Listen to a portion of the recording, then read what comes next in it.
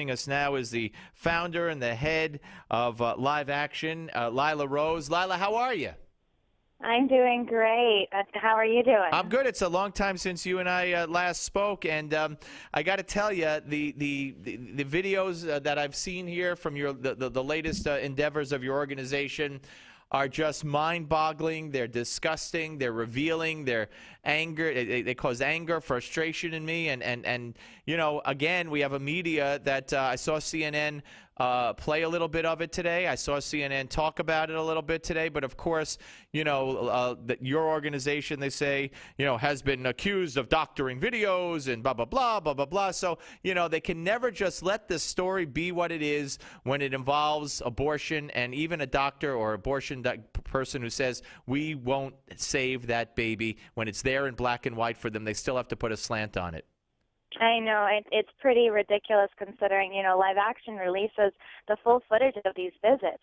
And no matter how you slice it, no matter how you frame it, no matter how you try to, you know, justify it, we're talking about the killing, the ripping apart of children old enough to survive outside the womb. I mean, these late-term abortion procedures, any abortion procedure is really ghastly when you really know what it is. I think a lot of Americans like to think, oh, I don't want to think about it. It's fine, whatever, women's choice. They don't understand what it does to a child. And in these visits, our investigators are asking these basic questions, and the clinic workers, the abortionists, are saying, you know, we slice the umbilical cord and wait for it to stop pulsing. The baby basically asphyxiates, and, you know, it suffocates to death. Then we deliver the dead baby. If it comes out alive, we leave it to die. We will not intubate it. We'll just allow it to die, you know, as a preemie baby. In the Bronx clinic, they're saying, you know, we pull it out sometimes piece by piece. It comes out, you know, sometimes it's not all whole, so we have to send it to the lab to make sure all the body parts are there. I mean, this is ripping a child that's alive apart in order to take it out of a mother's uterus. Or she's saying, you know, if it comes out alive, we'll put it in a jar of toxic solution, so it will drown to death and be, you know, poisoned by the. I know that is perhaps the most mind-boggling thing of all. I mean, I couldn't believe what I was hearing. Talk about for those who don't know what you did. You sent in, I know in the case of D.C., a woman who was what 23, 22 weeks pregnant. Yeah, so in D.C., our investigator was 24 weeks pregnant, 6 months, and in the Bronx, she was about 23 weeks pregnant. So we're using women who are, you know, actually, you know, in their early third trimester, you know, asking questions about the abortion procedure from clinics. And in D.C., the clinic can abort through all 9 months. Wow. Okay. And they have the cameras with them, of course. And you know, there's just no getting around what was said. This doctor, this abortion doctor specifically, Cesar Santangelo, according to what I heard on CNN today, that clinic has said that he is still there and still performing abortions. Are you surprised by that? Yes.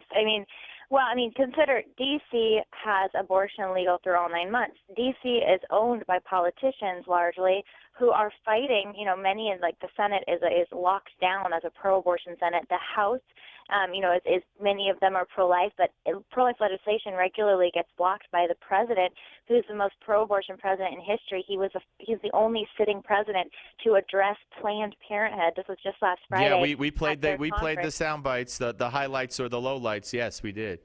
I mean, so when you look at these inhuman and abusive procedures, killing these little children either in the womb or outside of the womb, right? Because it's the same baby, it's the same size, it's the same development in or out of the womb. You know, you look at these procedures, nobody can justify this. Nobody can try to justify this, but at the same time, we have groups like Planned Parenthood lobbying, even in Florida, against the legislation that would protect infants that survive failed abortions and provide them basic medical care. Right. And Planned Parenthood lobbyists are saying that, no, actually, the doctor basically and the woman should be allowed to do what they want with the child. Right. We played a Planned Parenthood lobbyist testifying before the Senate in Florida, and Democrats and Republicans alike like were saying, things like, well, don't you think that you keep saying the patient, referring to the mother, but once the baby's born and is laying there on a table, don't you consider that baby to be the patient? And wouldn't you keep that alive? And don't the doctors do it? And she had no answer. She had no opinion. She couldn't say yes to common sense questions like that. We're talking to Lila Rose, founder of Live Action here on the Steve Malzberg Show. So where else besides the Bronx and D.C., I understand, I think I got this from the CNN report, there may be, 6 more videos to be released soon? Yes. So there's several more to come. We're just getting started with this campaign, the Inhuman campaign, we're calling it, because these are inhuman activities lacking basic mercy and compassion and human qualities. And, it's basically an educational effort to show that Gosnell, the abortionist from the House of Horrors in Philadelphia who's on trial for snipping babies' necks who were born alive. I mean, people were horrified by these reports coming out of Philadelphia. But this abortionist is not alone. This is an industry where it's legal to do this. It's propped up by tax dollars through groups like Planned Parenthood, and it's killing children. As Kermit Gosnell says, one of the babies he aborted was old enough to walk himself to the bus stop. I mean, heart-wrenching material here. But this is what's happening in America, and people don't like to think about it because it's so inhuman. It's so disturbing. But people need to know this material. Well, you do great work, and your story is an amazing story. And at such a young age, you decided to dedicate your time and your life to this cause. And are you frustrated by the fact, as I am, that the Republicans seem to fit into that group that doesn't want to talk about it because it is so hard to watch and look at and discuss, that has conceded, in fact, the issue? For instance, in 2008 and in 2012, both McCain and Romney, respectively, conceded the abortion issue, the life issue, to Obama. Of course, the Democrats take the offensive. They accuse the Republicans in some kind of war on women, and rather than say, hey, who's radical? Who's out of the mainstream? Listen to what Obama said. He's called babies, I forget what he said now, drawing a blank about his daughter, a punishment. He doesn't want his daughters punished if they're not married with a baby. And his stance on the Born Alive Act, not voting for it, in fact, voting against it in Illinois, etc. If America knew, then they would see how radical not only Obama but the whole Democratic Party and the left is on this issue, out of the mainstream. America would be appalled, but the Republicans shut their mouths, let it be portrayed that they're out of touch, that they're against women, that they're right-wing, and they lose the issue. You're exactly right. America is with us on this.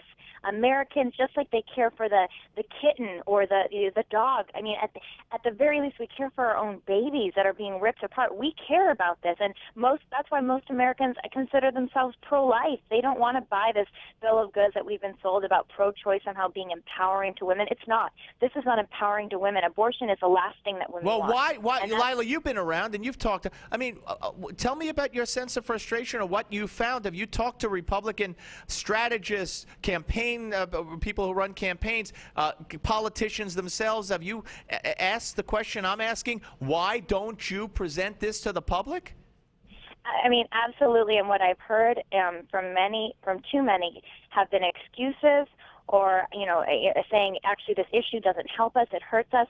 But that's because there is a lack of courage and leadership in calling a spade and speaking out the truth. That's what needs to be fixed in politics today. You get inside this, beltway mentality where you forget, you get out of touch with mainstream America. Now, there are some leaders still, in politics that have been speaking out, that have been fighting for, defunding of Planned Parenthood. We're working with some different folks, getting them this material. So, we do have some leaders, but we need more leaders, and we need to make sure we are sending our legislators, we're sending, whoever is in our district, we're sending them this material and saying, you have to act on this. You have to act on this to protect children in our state and in our country. Yeah, no, I couldn't agree with you more. All right, so we could expect what, this week, next week, and do you want to name the cities that you went to, or you don't want to tip them off? Yeah, I can't tip them off so far. It's the Bronx, New York, and D.C., but please stay tuned at liveaction.org for new updates. All right, Lila, and we're going to, in the next segment, we're going to play some more of the video for the folks from the D.C. office. Thank you so much, and thanks for coming on. We'll talk to you again. Thank you. Thanks so much. God bless. Bye-bye.